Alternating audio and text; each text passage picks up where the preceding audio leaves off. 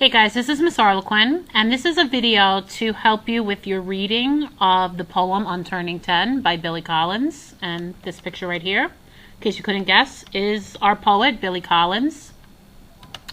So the first thing that we're going to do is we're actually going to read the poem. So you can follow along with your copy as I read it aloud to you. I do want to point out to you while I'm reading it that this poem, because it came from a workbook or textbook, does have footnotes, which are these numbers right here. A footnote is usually indicated with a little number above a word or a sentence, and then the footnote is telling you that at the foot or bottom of the page there is some additional information you can read. Sometimes it's just definitions, sometimes it is additional information or an explanation of what the line means. Usually it's if the vocabulary is difficult or if there's an old-fashioned term or idiom. So you want to make sure that when you see footnotes, you always read the footnote at the bottom. That's going to make understanding the text a lot easier. I also want to point out to you that because this came from a workbook, there are some close reading questions on the side, just like our Scholastic Codex books. And so one of the things you might want to do is read those questions and answer them, especially if you find that you get to the end of the poem and you have no idea what this poem is talking about. Those close reading questions are meant to help you understand the key ideas. On Turning 10 by Billy Collins. The whole idea of it makes me feel like I'm coming down with something. Something worse than any stomachache or the headaches I get from reading in bad light. A kind of measles of the spirit. A mumps of the psyche. A disfiguring chicken pox of the soul. You tell me it is too early to be looking back, but that is because you have forgotten the perfect simplicity of being one and the beautiful complexity introduced by two. But I can lie in my bed and remember every digit. At 4, I was an Arabian wizard. I could make myself invisible by drinking a glass of milk a certain way. At 7, I was a soldier. At 9, a prince. But now I am mostly at the window watching the late afternoon light. Back then it never fell so solemnly against the side of my treehouse, and my bicycle never leaned against the garage as it does today, all the dark blue speed drained out of it. This is the beginning of sadness, I say to myself, as I walk through the universe in my sneakers. It is time to say goodbye to my imaginary friends, time to turn the first big number. It seems only yesterday I used to believe there was nothing under my skin but light. If you cut me, I would shine. But now when I fall upon the sidewalks of life, I skin my knees. I bleed.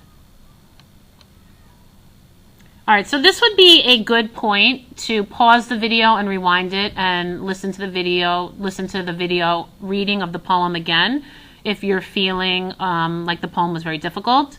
This would also be a good time to pause the video, and if you want to reread it on your own, you could do that and use the close reading questions that I mentioned at the side in the margins of the poem. And if you go slowly through the poem for a second reading, this time trying to figure out the gist of each stanza and answer those close reading questions, you might find that after reading it and doing that, you have a clearer understanding of what the poet is talking about. Another thing that you want to do whenever you're reading poetry is keep in mind that poetry is meant to be read and responded to.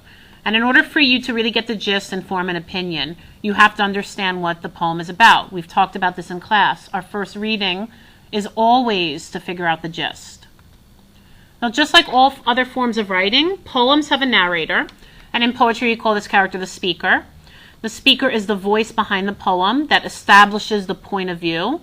And this can be a persona, meaning it does not have to be the poet themselves. Just because the poet wrote the poem doesn't mean they are the speaker.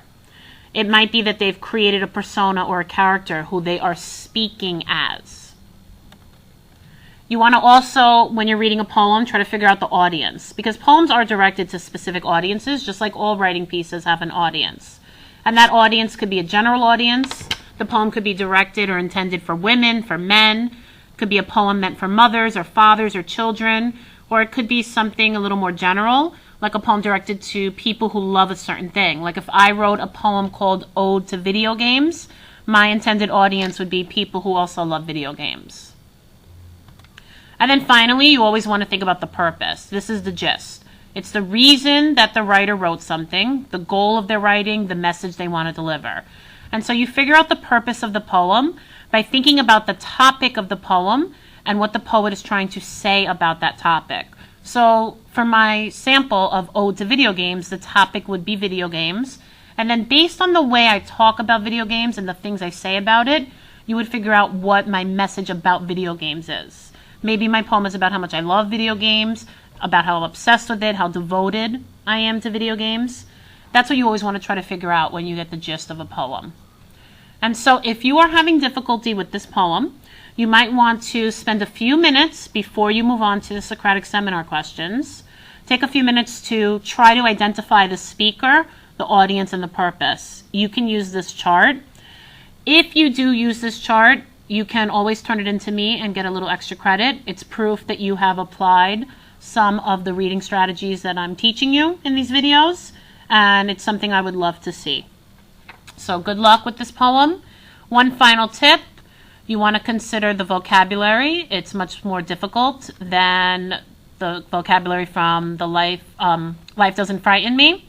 For example, the word complexity is pretty difficult. The word simplicity you might find difficult. And so you might want to consider trying to use context clues. And if that doesn't work, then you're going to want to consider going into the dictionary and looking up those words, because not knowing a vocabulary word can impact your understanding of the overall meaning of a text. Good luck, and as soon as you are done reading this poem, you should move on to your Socratic Seminar questions.